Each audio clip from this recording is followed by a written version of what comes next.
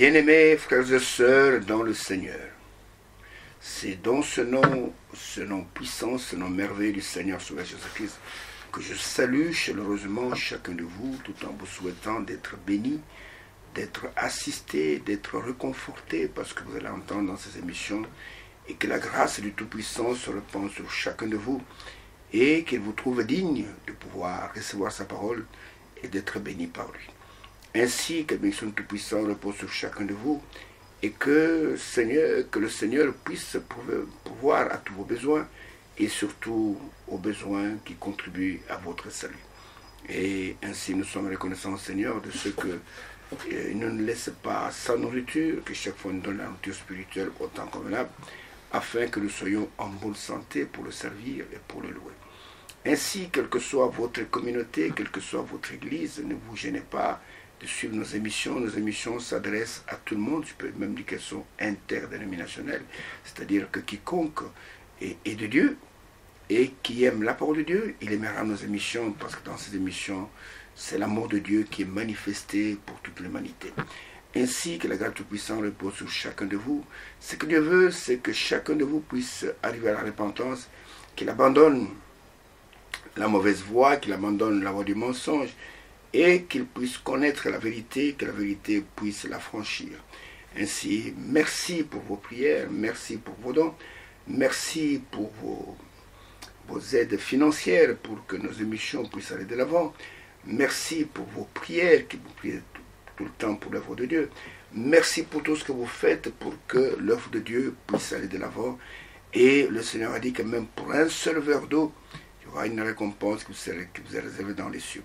Ainsi que la grâce du Tout-Puissant repose sur chacun de vous. Et soyez attentifs dans ces émissions, parce que ces émissions contribuent à la préparation de l'épouse de Christ qui va bientôt partir pour l'enlèvement. Et nous croyons que si vous êtes attentifs, Dieu ne manquera pas de vous bénir. Ainsi que la grâce Tout-Puissant repose sur chacun de vous. Et pendant que nous sommes encore assemblés autour de sa parole, que partout ces émissions vous atteignent, que vous soyez en Afrique, que vous soyez en Europe, que vous soyez aux États-Unis, que vous soyez n'importe où, que la grâce du Tout-Puissant repose sur chacun de vous et qu'il vous rende capable de devenir vous-même un dépôt de la parole. Ainsi que le Seigneur Tout-Puissant soit avec nous en ce moment et que lui-même accepte de nous parler pour que nos âmes puissent recevoir la vie.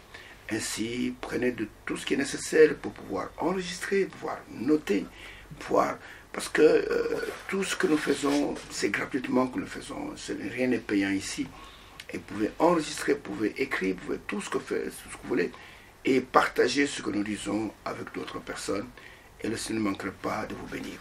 Ainsi, soyez attentifs, accrochez-vous dans vos fauteuils, et prenez de quoi écrire, et que la grâce du Tout-Puissant reste sur chacun de vous, pendant que nous sommes dans sa présence, pour que lui seul puisse nous parler. Ainsi, soyez attentifs, et je vous dis déjà à l'avance que la bénédiction du Tout-Puissant repose sur chacun de vous. Bien-aimés frères et sœurs dans le Seigneur, les voies de Dieu ne sont pas nos voies. Il a dit, autant les cieux sont élevés au-dessus de la terre, autant l'Orient est étonné de l'Occident, autant mes pensées sont éloignées de vos pensées. Et nous croyons que par sa grâce, Dieu nous révèle ses voies, nous révèle sa volonté en toutes choses. Nous sommes en train de vous parler dans ces émissions de derniers messages que Dieu a adressés aux nations pour qu'au travers d'elles, nous puissions être participants de la dernière phase de la préparation de l'épouse qui se prépare pour l'enlèvement. Et tout le monde parle de l'enlèvement, mais tout le monde ne sera pas dans l'enlèvement. Tout le monde parle du ciel, mais tout le monde ne sera pas au ciel. Et il n'y a que l'épouse de Christ qui partira dans l'enlèvement. Elle seule sera dans sa présence. Elle seule sera au noces de l'agneau. Et ces émissions, elles sont là pour s'adresser à l'épouse de Christ, à celle qui est la dame élue, celle qui se prépare pour aller à sa rencontre dans les airs. Et nous sommes en train de parler de l'unité, et sans laquelle aussi personne ne pourra partir dans l'enlèvement. Et il n'y aura pas la division quand il y aura l'enlèvement, mais dans cette unité, et l'unité avec Dieu, pas n'importe quelle unité, il n'y a que ceux qui sont prédestinés d'avance, ceux que Dieu a connus avant que le monde ne fût, qui seront là pour participer à cet enlèvement. Alors nous avons deux textes que nous lisons pour asseoir notre prédication. Nous avons Hébreux chapitre 1er, les 3 premiers versets, et où Paul, parlant à ses frères hébreux, il dit ceci: après avoir autrefois, à plusieurs reprises et de plusieurs manières, parlé à nos pères par les prophètes, Dieu, dans ce dernier temps, nous a parlé par le Fils. Il a établi, hérité de toutes choses. Par lui, il a aussi créé l'univers. Le Fils est le reflet de sa gloire et l'empreinte de sa personne. Il soutient toutes choses par sa parole puissante. Il a fait la purification des péchés et s'est assis à la droite de la majesté divine dans le lieu très haut. Et là, c'est un passage aussi mystérieux. Et on parle du Fils, on parle de Dieu, qui a parlé dans l'ancien temps par les prophètes, mais qui nous parle maintenant au travers du Fils. Et nous prenons aussi Genèse chapitre 1er, Genèse chapitre 1er, et 2 versets seulement, le verset 26, le verset 27. Là, il est dit, puis Dieu dit, faisons l'homme à notre image, selon notre ressemblance, et qu'il domine sur le poisson de la mer, sur les oiseaux du ciel, sur le bétail, sur toute la terre, et sur tous les reptiles qui rampent sur la terre. Dieu créa l'homme à son image, il le créa en image de Dieu, il créa l'homme et la femme. Et nous voyons que Dieu, El Elohim, dans son plan, dans sa pensée, dans ses desseins, il avait prévu d'être un avec ses fils, avec ses filles, et il voulait être avec ses enfants. Et c'est pourquoi quand l'homme est tombé dans le péché, quand l'homme est tombé dans la chute, et Dieu a élaboré un plan de sauvetage afin de ramener l'homme dans son état primitif et restaurer cette unité entre lui et l'homme qui avait été perdu. Nous voyons que l'homme, quand il fut créé, comme je l'ai dit souvent, et Dieu a prononcé une parole qu'il n'avait jamais prononcée pour les autres animaux, pour les oiseaux, pour les reptiles. Disons, faisons l'homme à notre image, faisons l'homme à notre ressemblance, et qu'il puisse dominer sur tout ce qui se meut sur la terre. Et Dieu a créé l'homme à son image. Et nous allons voir qu'il faut que nous ayons la même nature que lui pour pouvoir expérimenter cette unité. Et nous avons vu que c'est au travers du Rédempteur, au travers du Seigneur Jésus-Christ, que Dieu va atteindre cet objectif.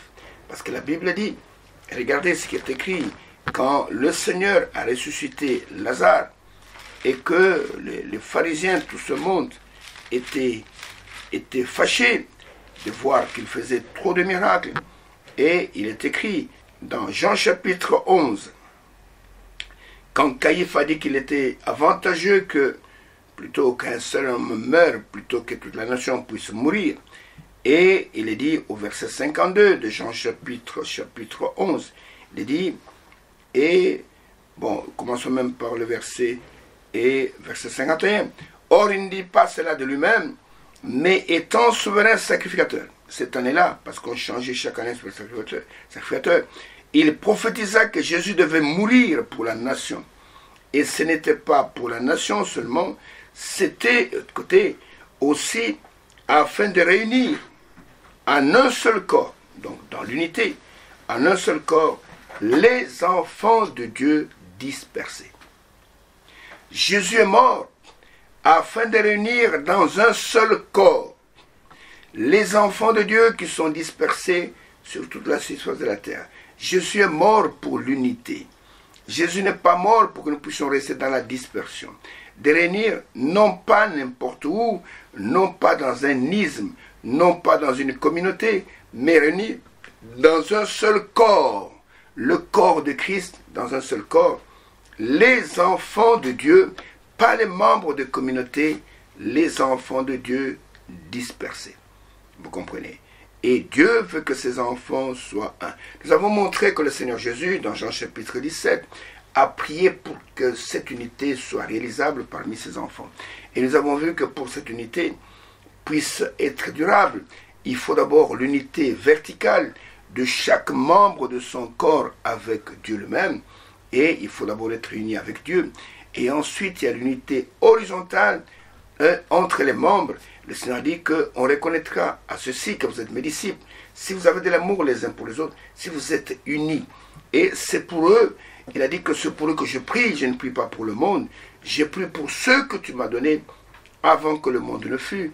Je prie pour ceux qui ont entendu ta parole que tu m'as donnée et qui ont gardé cette parole. Je te prie pour ceux qui ne sont pas du monde, mais que le monde a haï à cause qu'ils ont entendu et reçu ta parole.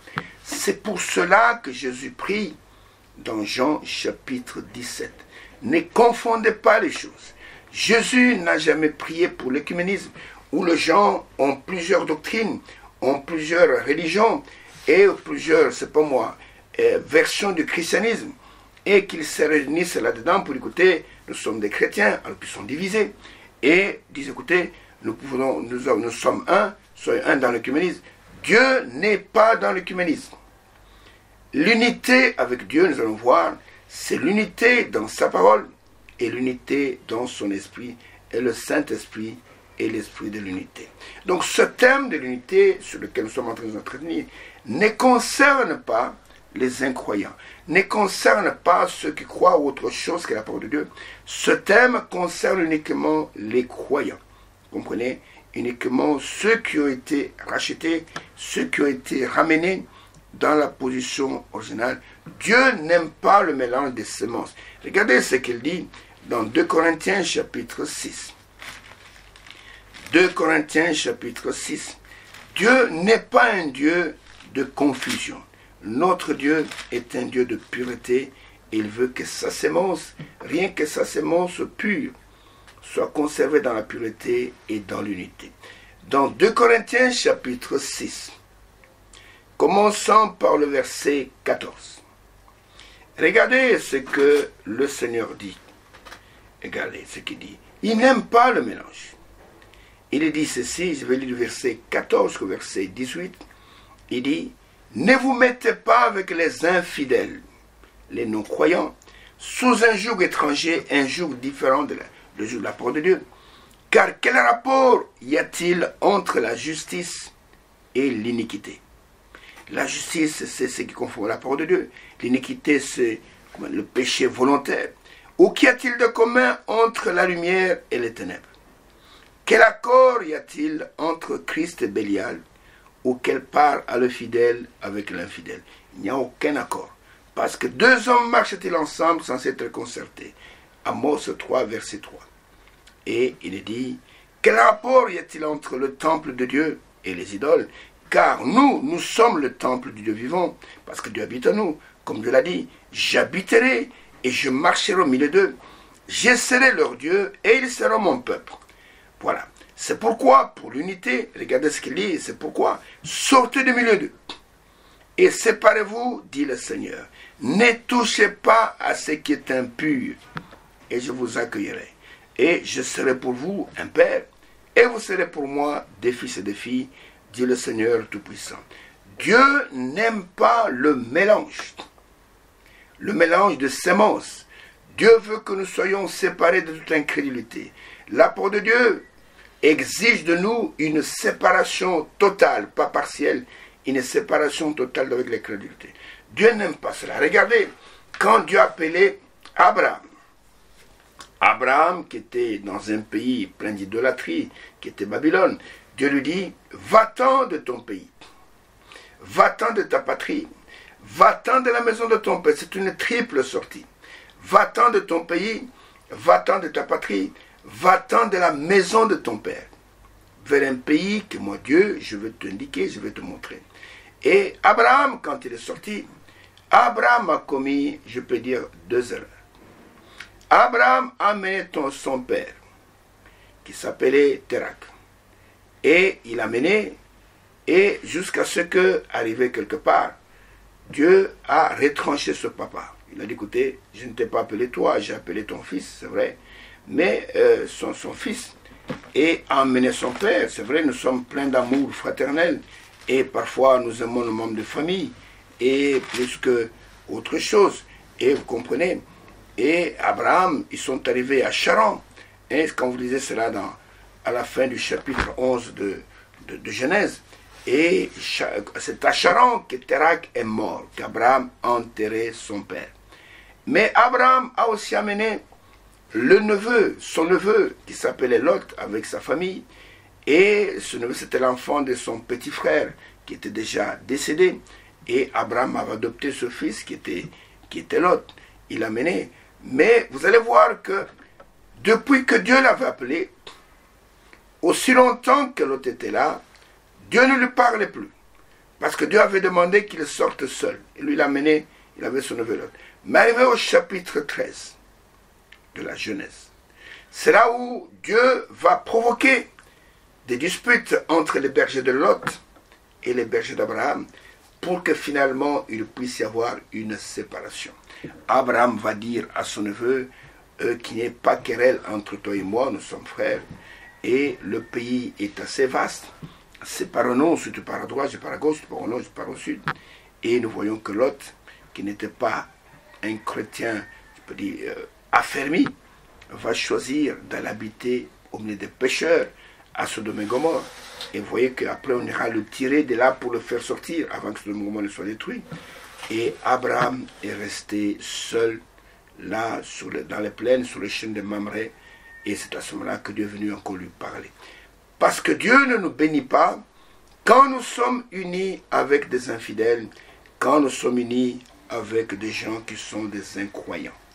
Dieu n'aime pas le mélange et Dieu veut que dans cette unité, que nous soyons en parfaite communion avec lui. Regardez ce que l'apôtre Jean nous dit à propos de notre communion avec le Seigneur, avec Dieu le Dieu Tout-Puissant. Et il dit ceci dans 1 Jean chapitre 1er, verset 5 jusqu'au verset 7. Et il dit ceci: la nouvelle que nous avons apprise de lui et que nous vous annonçons, c'est que Dieu est lumière et qu'il n'y a point en lui de ténèbres. C'est mal de vol. Depuis le commencement, Dieu, depuis Genèse chapitre 1er, Dieu a séparé la lumière d'avec les ténèbres. Et les ténèbres et la lumière ne peuvent pas cohabiter ensemble. Je continue. Si nous disons que nous sommes en communion avec lui, c'est-à-dire en unité, en union avec lui, et que nous marchons dans les ténèbres, que nous sommes des pécheurs, nous sommes des fornicateurs, que nous sommes des menteurs, nous mentons et nous ne pratiquons pas la vérité. Nous mentons. La vérité n'est point nous. Mais si nous marchons dans la lumière, comme il est lui-même dans la lumière, nous sommes mutuellement en communion et le sang de Jésus son Fils nous purifie de tout péché. Si nous sommes dans la lumière, comme lui-même il est la lumière, nous sommes mutuellement, nous sommes, je peux dire, nous sommes ensemble, en communion avec lui, et le sang de Jésus son Fils nous purifie de tout péché, parce que Dieu ne supporte pas le péché. Les enfants de Dieu sont les enfants de sainteté, sont les enfants de pureté, et le sang de Jésus son Fils nous purifie de tout péché. Et le monde a ses unions, des unions qui sont contre nature, des unions où vous trouvez des gens qui croient des choses totalement opposées à 180 degrés, mais qui prétendent être dans l'unité. Regarde ce que Daniel, dans Daniel chapitre 2, c'est que Daniel, en parlant de ce qui va se passer à la fin des âges, et comment il y aura des unions qui ne sont pas des unions qui sont tout à fait charnelles. Et Daniel dit ceci dans Daniel chapitre 2, et versets 42 et 43, quand Daniel a interprété la statue que Nabuchodonosor a vue en songe, et cette statue qui était formée de plusieurs matériaux, et il avait vu que au pied, il y avait les doigts des pieds qui étaient en partie en fer, en partie en argile. Et voici ce que l'interprétation de Daniel, et cela nous indique ce qui va se passer au temps de la fin. Il dit, et comme les doigts des pieds étaient en partie de fer et en partie d'argile, ce royaume, le dernier royaume sur la terre, sera en partie fort, en partie fragile.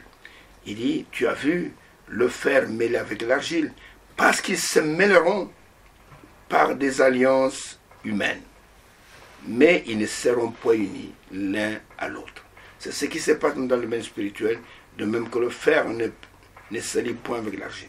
Au temps de la fin, les gens seront dans des alliances humaines. Même au niveau des églises, ils sont dans des alliances humaines, mais ils ne seront pas unis. Ils sont dans les alliances, écoutez, et ils ont juré dans les alliances, mais ils ne sont pas unis l'un à l'autre, de même que le fer et l'argile ne peuvent s'unir ensemble. Et nous voyons que pour les élus de Dieu, comme l'avons déjà dit précédemment, il faut non seulement l'unité avec le Dieu véritable, il faut aussi la réconciliation avec Dieu. Et nous voyons que pour être réconcilié avec Dieu, il faut expérimenter le pardon de vos péchés. Il faut que Dieu vous pardonne et que vous soyez réconciliés avec lui. Tu ne peux pas être dans l'unité étant en inimitié avec Dieu. C'est impossible. Vous devez d'abord être réconcilié avec lui. Et pour te réconcilier, vous devez vous repentir de vos péchés. Vous devez obtenir le pardon que Dieu accorde à ceux qui se répandent. C'est ce qui est écrit dans Actes chapitre 17, verset 30, verset 31, où il est écrit que Dieu, sans tenir compte de ton ignorance, annonce à tous les hommes en tous les lieux sur la terre qu'ils ont à se repentir. C'est une obligation. Ils ont à se repentir, et non seulement se repentir, et parce que Dieu a fixé un jour où il va juger le monde, non pas par une église quelconque, non pas par un isme quelconque, il va juger le monde par celui qu'il a dessiné d'avance, et pour autre duquel il a donné une preuve certaine en restant d'entre les morts, c'est-à-dire Jésus-Christ. Le monde sera jugé par Jésus-Christ. Et Jésus-Christ étant la parole, sachez que tout le monde sur la terre sera jugé par la parole de Dieu. Que vous soyez catholique, que vous soyez protestant, que vous soyez musulman, vous soyez n'importe quelle communauté dans le monde, Dieu va juger le monde uniquement par Jésus-Christ, pas par autre chose. Et il va prendre seulement cette parole qui est dans cette Bible, et c'est par elle qu'il va nous juger. Regardez ce qui est écrit dans 2 Timothée au chapitre 4. 2 Timothée au chapitre 4 à propos du jugement qui va s'abattre sur tous les hommes qui sont sur la terre.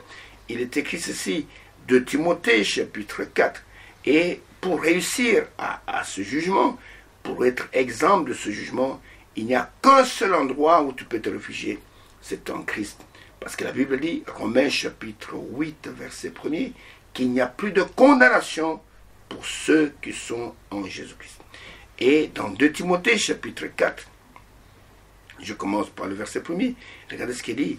Je t'en conjure, c'est Paul qui écrit à Timothée, devant Dieu et devant Jésus-Christ, qui doit juger les vivants et les morts. Jésus-Christ qui doit juger les vivants et les morts, et au nom de son avènement et de son royaume. Jésus-Christ qui doit juger les vivants et les morts, et au nom de son avènement et de son royaume.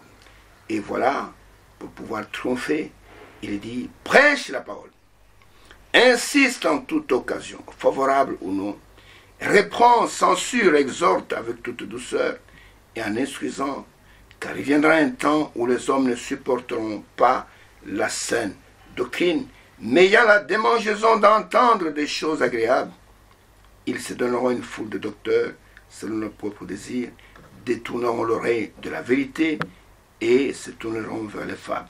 Mais toi, sois sobre en toutes choses, supporte les souffrances, fais l'œuvre d'un évangéliste, remplis bien ton ministère.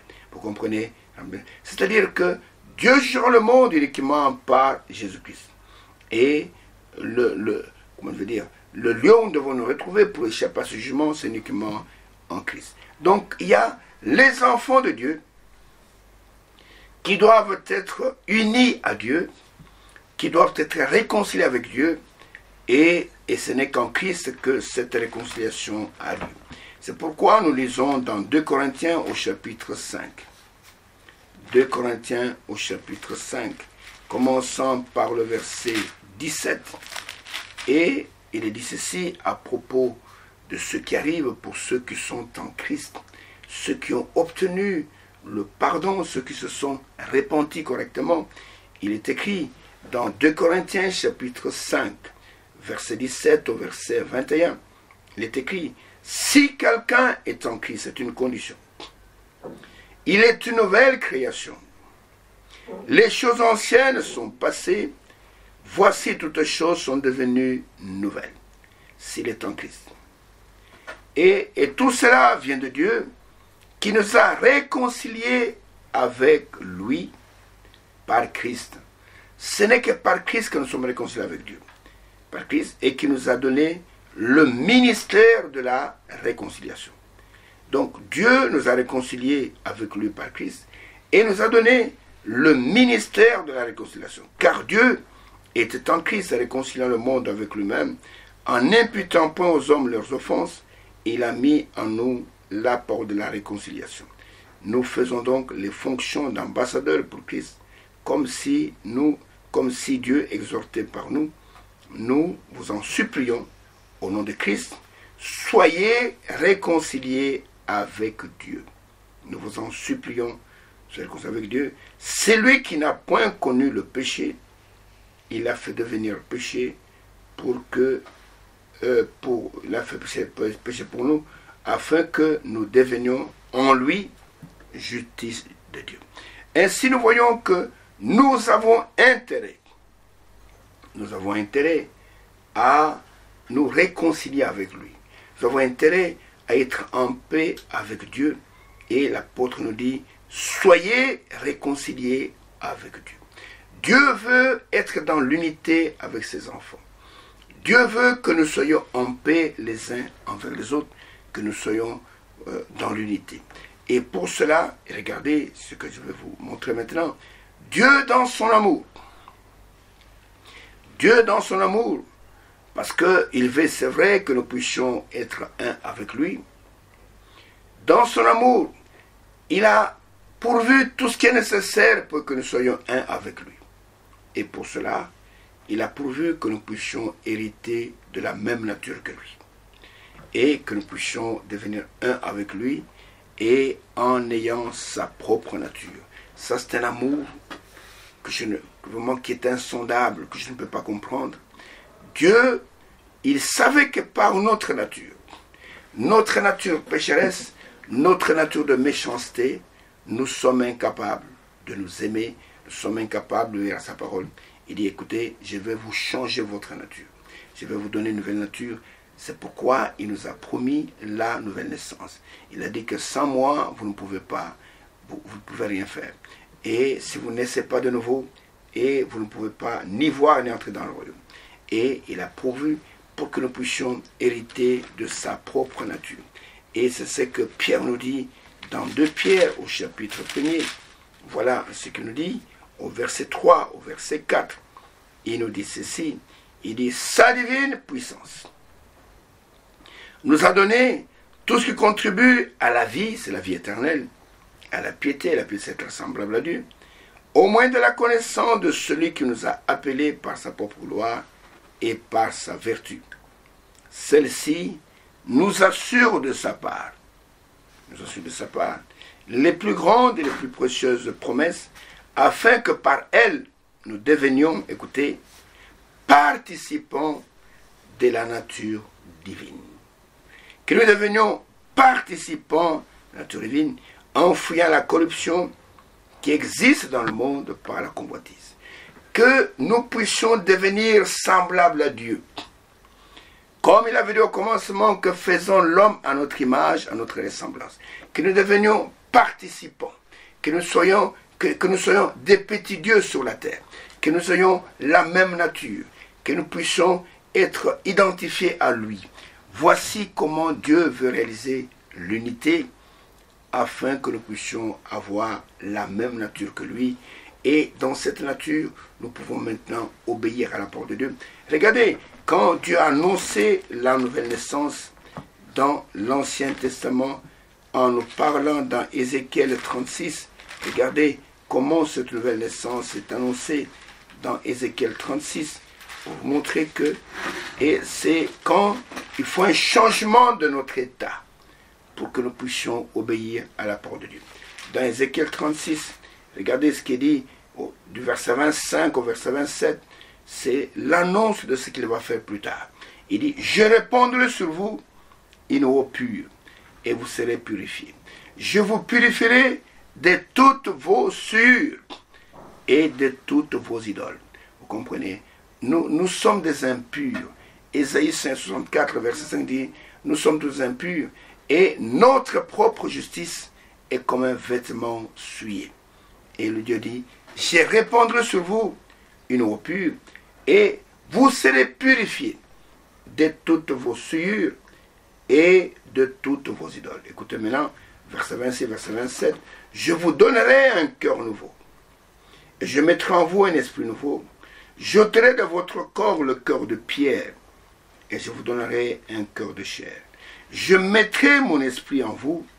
Et je ferai en sorte que vous suiviez mes ordonnances et que vous observiez et pratiquiez mes lois. En changeant de nature, je ferai en sorte que vous suiviez mes ordonnances et que vous observiez et pratiquiez mes lois. Parce que dans notre nature ici, une nature pécheresse, une nature rebelle, une nature qui n'obéit pas à la parole de Dieu, une nature qui se révolte tout le temps contre la parole de Dieu, nous sommes incapables d'obéir à la parole de Dieu.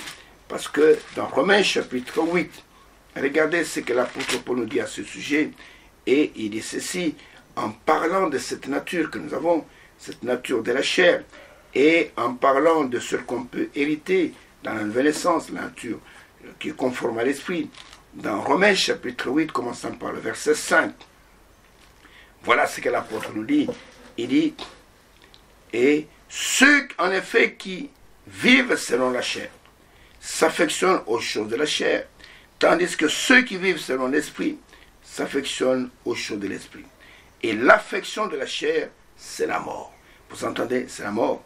Tandis que l'affection de l'esprit, c'est la vie et la paix. Comprenez? Donc, ce corps dans lequel nous sommes, il nous conduit à des choses de néant. Il nous conduit tout droit vers la mort. Car l'affection de la chair est inimitié contre Dieu. Donc il n'y a pas de réconciliation. Parce qu'elle ne se soumet pas à la loi de Dieu. Et qu'elle ne le peut même pas. Or, ceux qui vivent selon la chair ne sauraient plaire à Dieu. Pour vous, vous ne vivez pas selon la chair, mais selon l'esprit. Si du moins l'esprit de Dieu habite en vous, et si quelqu'un n'a pas l'esprit de Christ, il ne lui appartient pas. Vous comprenez? Donc nous voyons que nous avons besoin du changement de notre nature pour être réconciliés avec Dieu, être réconciliés avec notre prochain et vivre droitement avec le Seigneur selon les ordonnances de sa parole. Et nous voyons que sans cela, nous sommes dans une nature rebelle, une nature qui ne peut pas s'unir à Dieu, parce que nous sommes en inimitié avec Dieu. Et Dieu veut que nous soyons parfaitement un avec lui, et il veut le réaliser en changeant notre nature. Et il veut que nous ayons, donc, quand il va changer notre nature par sa divine puissance, et que qui nous a donné tous contribué à la vie, à la piété, et que celle-ci nous ajoute de sa part les plus grandes et les plus précieuses promesses, afin que par elles, vous deveniez participants de la nature divine. Et au travers de cela, le Seigneur veut que nous puissions expérimenter cette unité avec lui par sa nature, et que nous puissions avoir la même vie que celle qui était en Jésus-Christ, que nous puissions avoir les mêmes sentiments qui étaient en Jésus-Christ, que nous puissions avoir le même amour, que nous soyons des petits dieux manifestés sur la terre, ayant des bons sentiments les uns envers les autres. Sans cela, nous marchons dans la mort et nous nous trompons nous-mêmes. Et il veut qu'à ceux qui expérimentent ces choses, il leur fait connaître sa volonté, il leur révèle le nom du Père, il prend la parole que le Père lui a donnée, il la met en eux, et ils deviennent des personnes différentes, et son amour est en eux, et nous devenons des personnes différentes. Dans Philippiens au chapitre 2, Philippiens au chapitre 2, du premier verset jusqu'au verset 5, il est écrit, « Si donc il y a quelque consolation en Christ, s'il y a quelque soulagement dans l'amour, s'il y a quelque communion d'esprit, s'il y a quelque compassion et quelque miséricorde, rendez ma joie parfaite, ayant un même sentiment, un même amour, une même âme, une même pensée. Ne faites rien par esprit de parti ou par vaine gloire, mais que l'humilité vous fasse regarder les autres comme étant au-dessus de vous-même. Que chacun de vous, au lieu de considérer ses propres intérêts, considère aussi ceux des autres. Écoutez, ayez en vous les sentiments qui étaient en Jésus-Christ. Ayez en vous ces sentiments-là.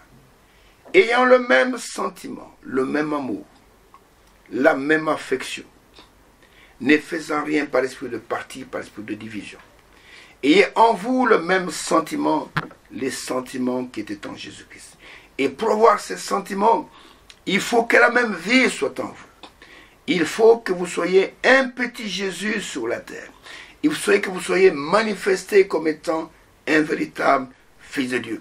Parce que la Bible dit qu'à tous ceux qui l'ont reçu, qui ont reçu la parole qui est au commencement, à ceux qui croient en son nom, cette parole qui est au commencement leur a donné, leur a communiqué le pouvoir de devenir des enfants de Dieu, lesquels sont nés ni de la volonté de la chair, de la volonté du sang, de la volonté d'homme, mais de Dieu lui-même. Et pour cela, il faut que notre nature soit changée. Et dans 1 Jean au chapitre 2, pour que nous puissions avoir cet amour de Dieu qui est déversé en nous par le Saint-Esprit. C'est par le Saint-Esprit que l'amour de Dieu vient dans notre cœur. Il est écrit, n'aimez point le monde, ni les choses qui sont dans le monde. Si quelqu'un aime le monde, l'amour du Père ne pointe en lui. Et nous ne voulons que son amour demeure en nous. Et Dieu n'aime pas le mélange. N'aime point le monde, ni les choses qui sont dans le monde. Si quelqu'un aime le monde, l'amour du Père ne pointe en lui. Comprenez? Car tout ce qui est dans le monde, la convoitise de la chair, la convoitise des yeux et l'orgueil de la vie ne vient point du Père, mais vient du monde. Et le monde passe, sa convoitise aussi, mais celui qui fait la volonté de Dieu demeure éternellement. Dieu veut que son amour soit déversé dans nos cœurs par le Saint-Esprit. Le monde, c'est qu'il cherche à nous tuer. Le monde ne nous aime pas. Le monde cherche à nous tuer. Le monde veut que nous puissions être entraînés dans le séjour de mort. Mais Dieu, lui, il veut notre salut. Il veut que nous puissions demeurer avec lui. Et il faut que l'amour de Dieu, l'amour du Père puisse demeurer dans notre cœur. Et afin que nous soyons dans l'unité avec lui, et cette unité nous conduit à la vie, à l'éternité. Et nous voyons que, mais le monde, lui, il nous tend des pièges pour que nous puissions sombrer dans la séduction, être perdus pour l'éternité. Et Dieu ne veut pas cela. Dieu veut le salut de nos âmes. Et nous voyons que le monde passe et sa convoitise aussi. Mais celui qui fait la volonté du Père, la volonté de Dieu, demeure éternellement. Ainsi nous voyons que Dieu veut que nous soyons parfaitement un. Que nous soyons parfaitement un avec lui, que nous soyons parfaitement un les uns avec les autres. Et pour cela, mon bien-aimé frère, ma bien-aimée sœur, pour que cette union soit une véritable union, il faut absolument que nous puissions devenir semblables à lui, que nous ayons sa propre nature. Regardez, dans le mariage naturel. Dans le mariage naturel, quand l'homme et la femme se promettent l'un l'autre, et qu'ils disent, écoutez, nous faisons de vœux pour vivre ensemble, ils se promettent l'un l'autre, et quand on les marie, nous entendons souvent cette phrase, et j'aimerai ma femme, je serai uni à elle dans le lien de mariage jusqu'à ce que la mort nous sépare. Jusqu'à ce que la mort nous sépare. Et c'est comme ça que les gens se jurent fidélité l'un à l'autre. Je serai fidèle à ma femme, je serai avec elle, je serai fidèle à mon mari, je serai avec lui, jusqu'à ce que la mort nous sépare. Et l'union entre un homme et une femme sous-entend d'abord qu'ils s'aiment, qu'il y a l'amour, et l'amour sous-entend le pardon et la réconciliation. Si tu ne pardonnes pas, si tu n'es pas réconcilié avec la personne que tu vas épouser, il est difficile que vous puissiez vivre ensemble en paix. Et nous voyons que cette formule qui dit « jusqu'à ce que la mort nous sépare », montre que c'est une union temporelle, une union pour un peu de temps, mais ici, dans l'union que Dieu cherche pour nous, c'est une union éternelle, une union qui ne sera jamais interrompue. Nous serons avec lui pour l'éternité. Et le péché qui nous sépare de Dieu a été expié, et nous voyons que nous avons obtenu au travers de Christ une rédemption éternelle. Vous comprenez? Nous avons obtenu une rédemption éternelle. Rien ne pourra plus jamais nous séparer avec le Seigneur. Regardez ce qui est écrit dans 1 Thessaloniciens chapitre 4, quand il parle de l'enlèvement et de ceux qui seront enlevés pour être avec le Seigneur dans les airs. Dans 1 Thessaloniciens au chapitre 4, ce chapitre merveilleux qui nous parle de l'enlèvement, voilà ce qui est écrit. Je prends seulement quelques versets, je vous en parle de cela, du verset 15 jusqu'au verset 18, voilà ce qui est écrit. Voici en effet ce que nous vous déclarons d'après la parole du Seigneur. Ce n'est pas la parole de Paul, ce n'est pas ma parole, d'après la parole du Seigneur. Nous les vivants, restés pour l'avènement du Seigneur, nous ne dévancerons pas ceux qui sont décédés. Car le Seigneur lui-même, pas quelqu'un d'autre, a un cri de commandement s'est donné à la voix d'un archange et au son de la trompette de Dieu, écoutez, descendra du ciel. Et les morts en Christ, pas tous les morts, resteront premièrement. Ensuite, nous les vivants, qui serons restés, nous serons tous ensemble enlevés. C'est dans l'unité qu'il y aura l'enlèvement. Nous serons tous ensemble, avec les ressuscités qui viennent sortir de la tombe, et ceux qui sont vivants, qui seront changés. Nous serons tous ensemble, enlevés avec eux sur des nuées, à la rencontre du Seigneur dans les airs. Ainsi, nous serons toujours avec le Seigneur. C'est une union éternelle. Et personne ne pourra plus jamais nous séparer. Nous serons avec lui pour l'éternité. Nous serons unis à lui. Oh frère, c'est une union merveilleuse. C'est un mariage merveilleux. Et les vivants qui seront ressuscités, plutôt qui seront changés, et les morts qui seront ressuscités. Et nous allons tous monter ensemble dans l'union. Lors de l'enlèvement, il n'y aura pas de disputes dans les airs. Il n'y aura pas de discussions sur les tonnerres. Il n'y aura pas de discussions sur, c'est pas moi, la divinité. Il n'y aura pas de discussion sur le baptême. Tous ceux qui seront enlevés, ils seront dans l'unité. Ils vont monter, oh là là, ce sera un jour veille, jour de victoire. Et frères, et tous ceux qui seront montés, ils seront soudés l'un à l'autre, parce que le corps doit être un et indivisible. Et je vous montrerai que les ministères qui ont été établis dans l'Église, ils ont été établis pour l'unité. Le ministère n'a pas été établi pour que nous soyons disloqués. Un ministère qui s'exerce et qui disloque les enfants de Dieu ne vient pas de Dieu. Mais le ministère qui vient de Dieu, c'est pour que nous soyons un, que nous soyons édifiés ensemble, je vous l'ai dit tout à l'heure. Et je vous montrerai que dans l'enlèvement, nous serons dans l'unité. Nous allons monter dans l'unité. Il n'y aura pas de bagarre là dans l'air. Ah, toi, qu'est-ce que tu fais ici?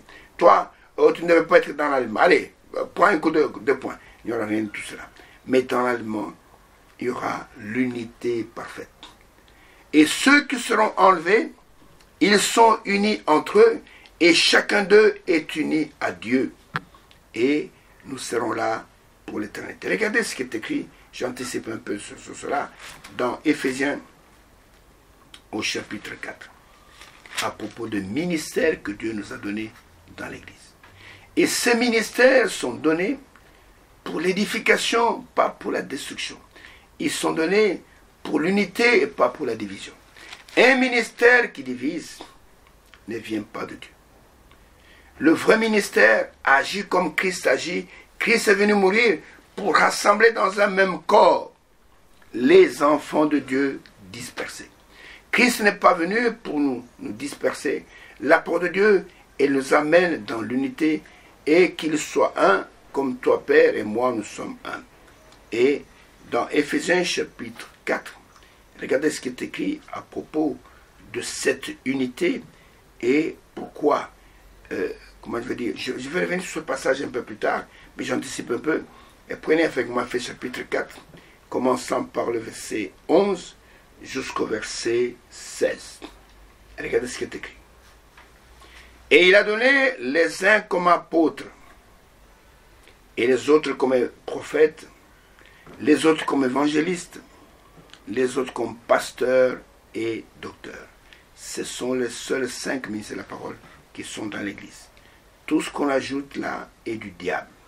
Ici, il n'y a pas de pastoresse, il n'y a pas des évangélites, il n'y a pas de bischopesse, ça n'existe pas.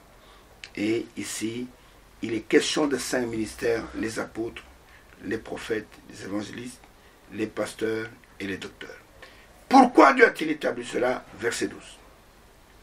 Pour le perfectionnement des saints, en vue de l'œuvre du ministère et de l'édification du corps de Christ. Ce corps qui sera enlevé doit être maintenu dans l'unité.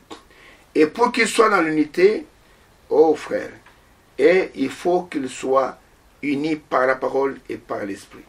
Donc, ces missions sont établies pour le perfectionnement des saints en vue de l'œuvre du ministère et de l'édification, pas de la dislocation, de l'édification du corps de l'Église véritable de Christ. Jusqu'à ce que nous soyons tous parvenus, écoutez attentivement, écoutez, à l'unité de la foi.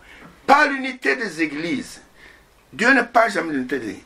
L'unité de la foi, nous devons croire la même parole, et de la connaissance du Fils de Dieu. Nous devons parvenir à l'unité de la foi, c'est-à-dire croire la même parole et être baptisés du même Saint-Esprit et marcher dans la même foi jusqu'à ce que nous soyons tous parvenus à l'unité de la foi et de la connaissance du Fils de Dieu. Il n'est pas ici de la connaissance de Dieu, mais de la connaissance du Fils. Parce que le Fils de Dieu, c'est Dieu manifesté en chair.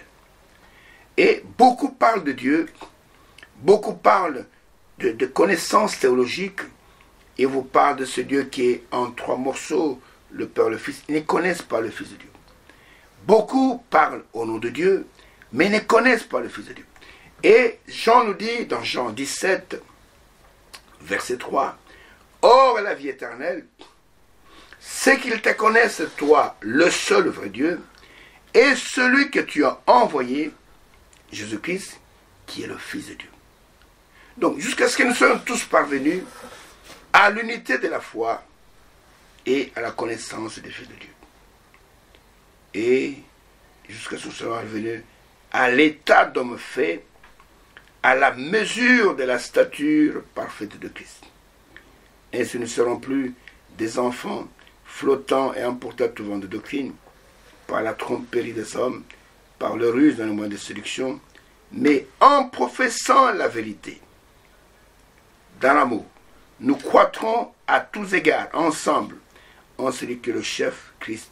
C'est de lui, et grâce à tous les liens de son assistance, que tout le corps, bien coordonné et formant un solide assemblage dans l'unité, tire son accroissement selon la force qui convient à chacune de ses parties et s'édifie lui-même dans l'amour.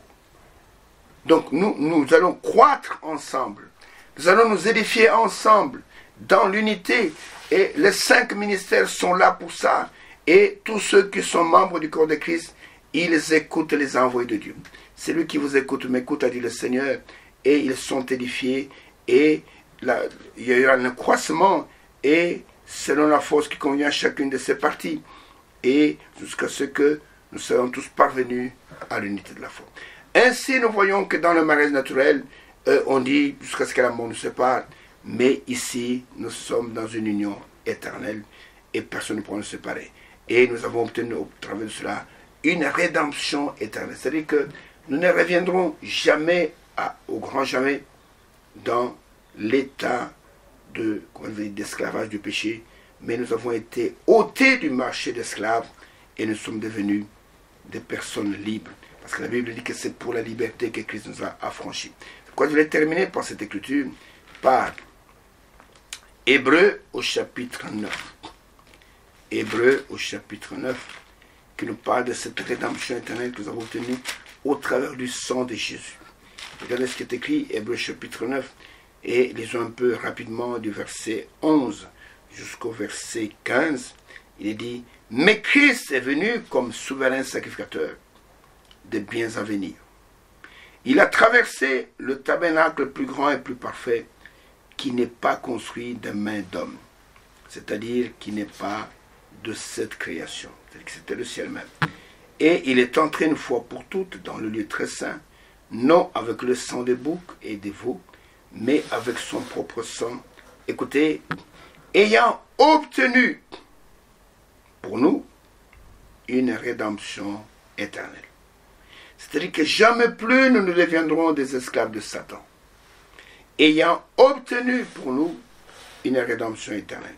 Car sur le sang de taureau et des boucs et la cendre d'une vache répandue sur tous ceux qui sont souillés, sanctifié procure la pureté de la chair, combien plus le sang de Christ, qui par l'Esprit éternel s'est offert lui-même sans tache à Dieu, purifiera-t-il votre conscience des œuvres mortes, afin que vous serviez le Dieu vivant. Et c'est pour cela, écoutez, qu'il est le médiateur d'une nouvelle alliance, afin que la mort, étant intervenue pour le rachat des transgressions commises sous la première alliance, ceux qui sont appelés reçoivent l'héritage éternel qui leur a été promis. Vous comprenez? Et dans cette unité, nous sommes les héritiers. Nous allons hériter d'un héritage éternel et nous sommes rachetés pour l'éternité. Nous sommes bénéficiaires d'une rédemption éternelle. Nous entrons dans une union éternelle et je rentre dans 1 Thessaloniciens, je n'avais pas terminé là. Et regardez ce que Paul dit quand l'enlèvement interviendra. Et il dit ceci, je reprends le verset 17 et le verset 18. Il dit, ensuite nous les vivants qui seront restés, nous serons tous ensemble enlevés avec eux sur les nuées, avec les vivants et les morts, à la rencontre du Seigneur dans les airs. Nous serons toujours avec le Seigneur. Il dit, consolez-vous donc les uns les autres par ces paroles. C'est-à-dire que nous serons toujours avec le Seigneur. Si quelqu'un me dit aujourd'hui qu'il est déjà enlevé, pour vous montrer que c'est un menteur, je lui pose seulement une seule question. Tu es déjà enlevé? Oui. Où est le Seigneur?